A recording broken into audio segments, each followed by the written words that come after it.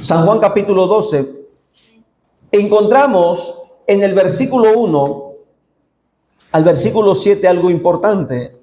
¿Qué vemos ahí? Del 1 al 7. ¿De qué trata esa lectura? ¿De qué? De la mujer que ungió a Jesús. Quiero que prestemos atención porque Jesús, después de que entra a Jerusalén, es el domingo, entra a Jerusalén, estando en Jerusalén, se concentra en un lugar y empieza a dar instrucciones finales a los discípulos. Ahí Jesús vive una experiencia en casa de un hombre, donde llega esta mujer, unge sus pies con perfume, con lágrimas.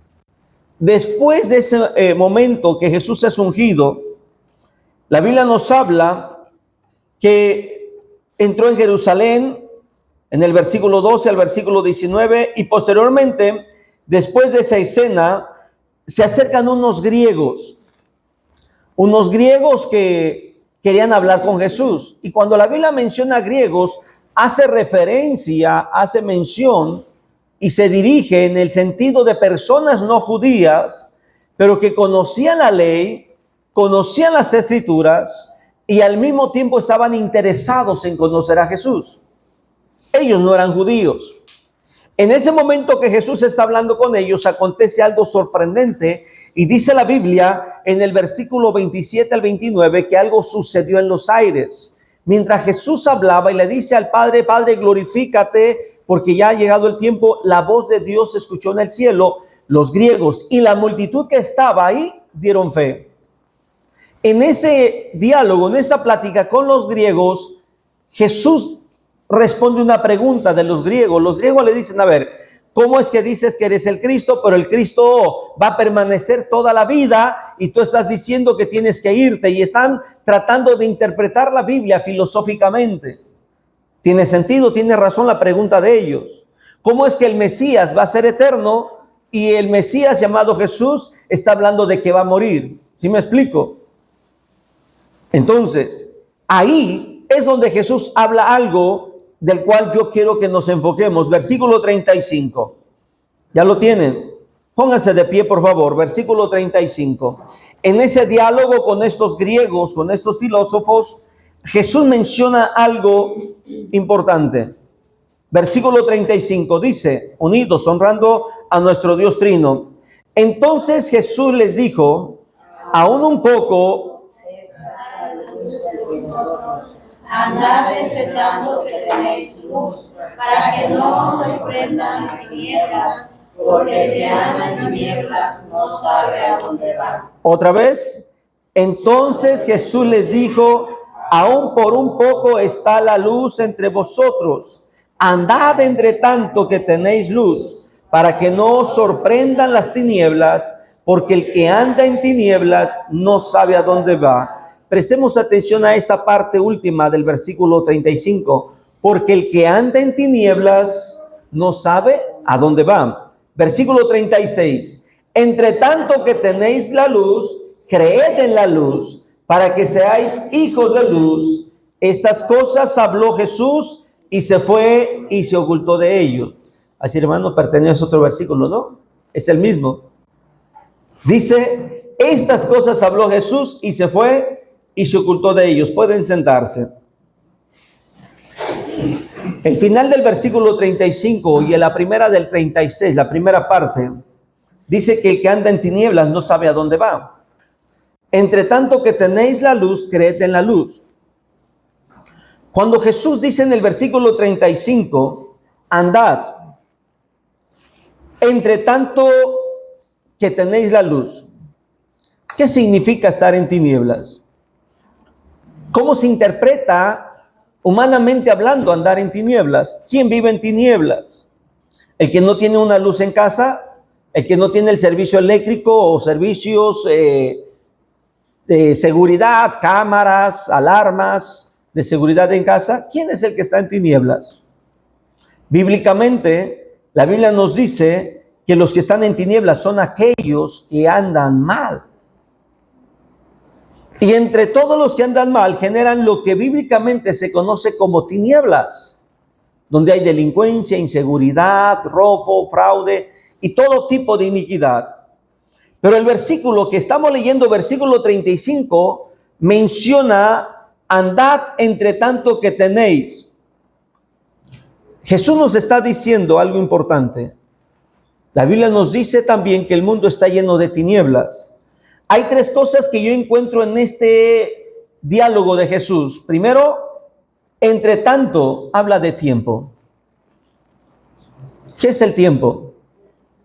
Si tuviéramos que hablar con los griegos, tendríamos que filosofar. ¿Qué es el tiempo? El tiempo es el que muchos no tienen. El tiempo es el que no nos alcanza. El tiempo es el que muchos desean. El tiempo no se compra con dinero. El tiempo lo estamos viviendo y queremos más. El tiempo lo estamos viviendo y queremos interpretar qué está pasando. Hay gente que se la pasa viviendo el tiempo y todavía no descubre por qué vive ese tiempo. En otras palabras, dice la Biblia que todo tiene su tiempo, pero a muchos no pueden vivir un tiempo en orden. Es tiempo de dormir y muchos no pueden dormir porque su mente está trabajando, está pensando. En el día es tiempo de trabajar y su mente está durmiendo. No tiene ideas, no se le ocurre nada. No sé si me estoy explicando. Dije que si habláramos filosóficamente, tendríamos que echar mano de la filosofía. Cuando Jesús dice, entre tanto que llega, entre tanto, está diciendo que debemos de conocer los tiempos. Y fíjate bien, en Eclesiastés capítulo 3, desde el versículo 1 hasta el versículo 9, el sabio, el escritor, el predicador, escribe: todo tiene su tiempo. Una casa que no tiene horarios para comer, tiene un conflicto de organización. ¿Me explico? Una casa que no tiene los tiempos definidos, tiene un conflicto de organización. Y más una persona, hablemos de personas que viven solos o solas. Estas personas que están acostumbrados a ser independientes en la vida y todavía no saben administrar su tiempo, pues sí están en un serio problema. Porque si solo no sabe administrar su tiempo, le echa la culpa a la sociedad, que el trabajo, que el transporte, que se tarda demasiado. Es verdad que hay ciudades tan grandes que una persona de su casa al trabajo tarda hasta hora y media en el transporte público. 3 horas por día, imagínate cuántas horas pierde sentado entre llegar a casa o llegar al trabajo. Llegas y le dices: oye, te invito a mi cumpleaños, ¿qué crees que te va a decir? Uy, sí, ya estaba esperando tu fiesta. Te va a decir: voy a ver si tengo tiempo. Oye, te invito, vamos a comernos una carnita asada. Pero una persona que vive esclavizada a ese tiempo que no sabe cómo administrar, difícilmente te va a aceptar un momento de paz, de tranquilidad. Jesús nos está llevando a reflexionar en ese diálogo con estos griegos. Fíjate bien lo que dice el versículo 9 de Eclesiastés 1, versículo 9. Dije, el predicador está definiendo todo lo que tiene su tiempo: tiempo de llorar, tiempo de reír, tiempo de vivir, tiempo de viajar, tiempo de no viajar. Todo lo está mencionando el predicador. Pero el versículo 9 sella con una expresión: ¿qué provecho tiene el que trabaja? Hagamos una pausa. ¿Para qué trabajamos? ¿Porque queremos hacer algo? No, porque queremos dinero. Este es un punto crítico. Hay gente que trabaja porque le gusta lo que hace. Y hay gente que lo hace y dice: bueno, está bien esto que estoy ganando, en lo que me llega un mejor salario. No sé si me explico. Y voy a mencionar un oficio común apegado a la pasión y a lo que nos gusta hacer: maestros. Hay gente que es maestro que, aunque no gana bien porque no tiene una plaza fija, pero lo trabaja esperando la plaza fija. Los enfermeros, las enfermeras que no tienen una plaza fija, agarran cualquier área en su función mientras llega una plaza fija. Pero mientras lo hacen por gusto, por pasión, porque nos gusta hacer algo. Dice la Biblia, ¿qué provecho tiene el que trabaja? ¿Cuál es el provecho de aquel que se desgasta cuando el salario no es justo, no está a la altura de tu profesión? Imagínate que el salario está a la altura de tu profesión. Sigue diciendo el predicador, de aquello en que se afana. A ver, me está llevando a pensar algo el predicador. ¿Cuál es tu ganancia como trabajador si te afanas y al rato pierdes tu salud por causa de ese trabajo? No sé si estamos reflexionando lo mismo. Jesús dijo, entre tanto que llega la luz, anda como si estuvieras en la luz. Estamos en tinieblas y estamos rodeados de tantas cosas, y este versículo me lleva a ver algo filosóficamente, que cuando la ciencia no tiene los recursos, aunque sea ciencia, no puede hacer nada. ¿Qué puede hacer un médico cuando para ir a ver al paciente no tiene la posibilidad? El carro, transporte, o sea, no hay forma. No sé si me explico. ¿Qué puede hacer un maestro que tiene el salón, preparó la clase y está esperando el horario para iniciar la clase y no le llega ningún alumno? ¿Qué puede hacer? Se desveló, se entregó, preparó todo con amor, con cariño a la clase, pero no hubo clase porque los alumnos no llegaron. ¿Qué podemos hacer como predicadores, como cristianos, cuando la persona que le estamos hablando se cierra al evangelio? Dice, ¿qué provecho tiene? ¿Qué más nos habla Jesús cuando está diciendo, qué nos está tratando de enseñar filosóficamente? Andad entre tanto, andad. Nos está hablando que no tan solo se requiere tiempo, sino que hay acontecimientos que nos rodean. Estamos rodeados de acontecimientos que nos han dado un estilo de vida, nos han dado una forma de ser.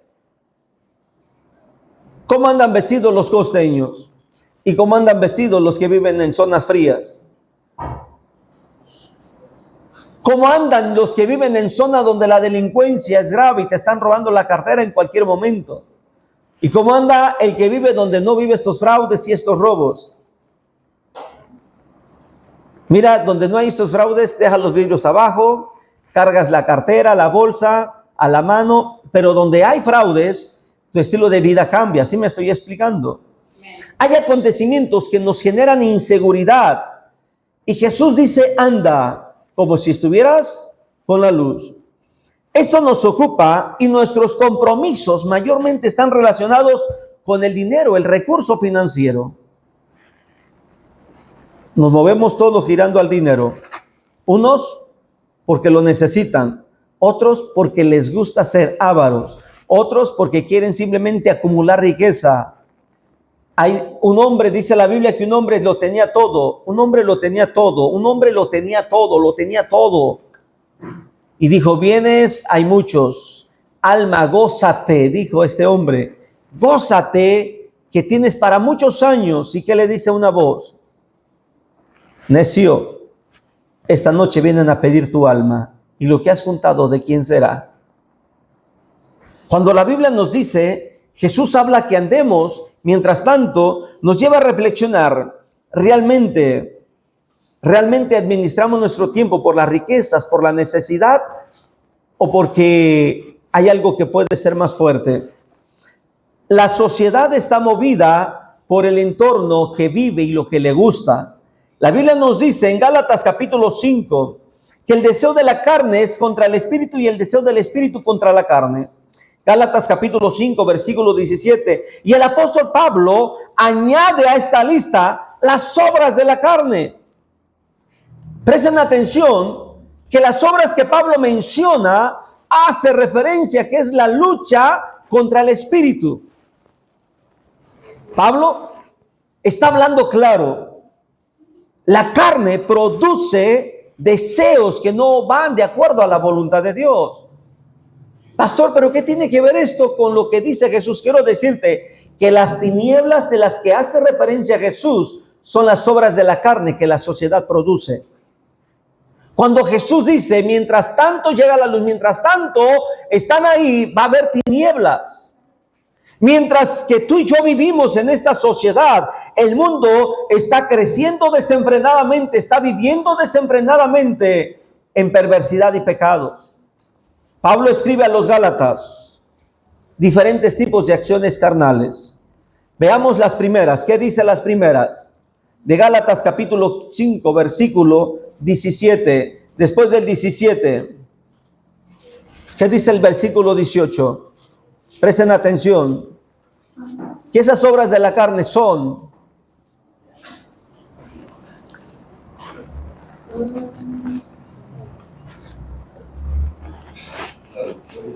adulterio, ¿sí?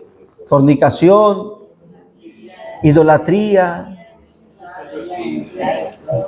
A ver, ¿cuáles son pecados individuales? ¿Cuáles son pecados que van por escala? ¿Y cuáles son pecados ya sociales? La idolatría, ¿qué más?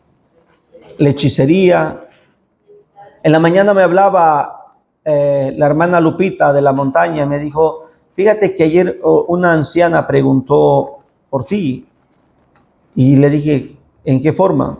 Dice, es que supo que ibas a venir, ella está enferma. Dice, y ella quería que fueras a orar por ella. Pero mientras tanto, mandó a traer una hechicera para que le hicieran una limpia. Y dice, y cuando yo me di cuenta que había mandado a traer una hechicera, ya no te dije nada. Porque si había mandado a traer una hechicera, ¿sí me explico? Ya no te dije nada. Dice, en la mañana yo le llevé un atolito para ver cómo estaba la señora. Y me dice, oiga, ¿y el pastor que iba a venir? Le dije, pues no vino porque vino muy a la carrera y no tuvo el tiempo. Dice, yo lo estaba esperando para ver si podía venir a orar por mí, porque la hechicera me dijo que ella no va a las casas, que me tienen que llevar. Y estaba diciendo eso cuando uno creo de sus yernos dijo, pues yo te llevo. Dijo, no. Y dijo la señora, así es que si no vino el predicador y no me pueden llevar a la hechicera, ¿en qué mundo estamos? La gente no decide a Dios porque quiera vivir con Dios. Busca de Dios porque necesita que Dios le haga un favor. Eso es oscuridad, eso es tinieblas. ¿Sí me estoy explicando? Una persona que se acerca a Dios o quiere vivir con Dios nada más porque le conviene, por cualquier cosa y beneficio que pueda obtener, no va camino al cielo. Me dijo, ¿qué hago? Le dije ya por mensaje, le dije, vuelve y predica, háblale. Necesita a Cristo en el corazón. ¿Sí me explico? Ahora, lo que estamos viendo ahí que Pablo menciona obras de la carne. Cuando una persona vive y practica esas obras de la carne, hay tinieblas en su vida. Hay tinieblas. Yo no voy a la hechicería, pero posiblemente mis vecinos les guste, practiquen la hechicería. Entonces estoy rodeado de tinieblas.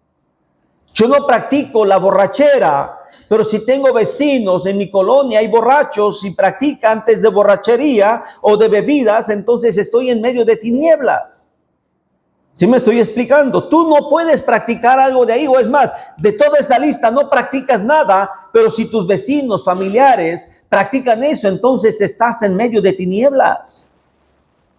Y Jesús nos está diciendo, entre tanto, camina como si tuvieras la luz.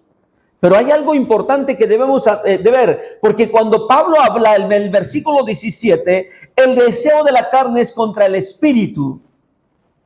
Es que hay una lucha interna. ¿Por qué voy a luchar en mi carne si nunca probé alcohol? ¿Por qué voy a luchar en mi carne si nunca probé una fiesta, una parranda o un dolor de cabeza por la cruda y después de tomar? Es que aunque yo nunca probé eso, estoy rodeado de eso. ¿Sí me estoy explicando? El diablo va a querer inculparme, el diablo va a querer mancharme, el diablo va a querer que mi vida sea salpicada por las obras de la carne, por el odio, el pleito, la enemistad, los celos, la ira. Me habla un hombre enojado y me dice, es que voy a hacer esto, voy a matar a este hombre. Le digo, fíjate lo que estás diciendo. Fíjate nomás, ¿qué vas a ganar con sacar tu ira? ¿Cuál es tu ganancia por ese momento de enojo? Ya que se tranquilizó todo normal, le dije, ahora sí piensa lo que vas a hacer. Dice, pues viéndolo bien, no gano nada, ¿verdad? Le dije, no. Al contrario, pierdes más.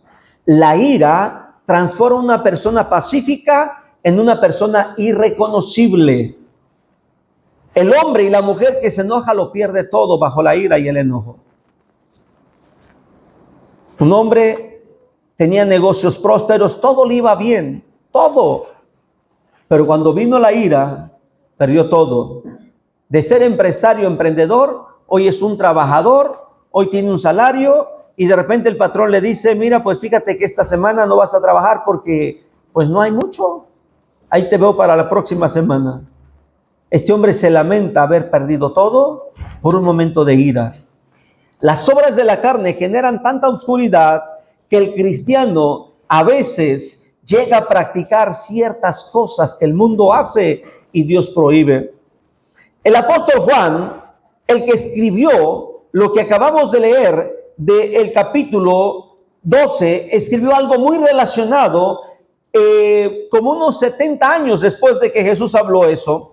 Dice la Biblia en su primera carta, capítulo 2, acompáñame al capítulo 2, para que comprendas cómo es que Él mira y califica las tinieblas. El versículo 11 describe San Juan, primera de Juan 2:11, pero el que aborrece a su hermano está en tinieblas. Observa, el apóstol Pablo menciona las obras de la carne: adulterio, fornicación, hechicería, inmundicia, lascivia, enojo, ira, contiendas y una lista grande. Pero el apóstol Juan, en su primera carta, capítulo 2, dice que el aborrecer al hermano es tinieblas en el corazón.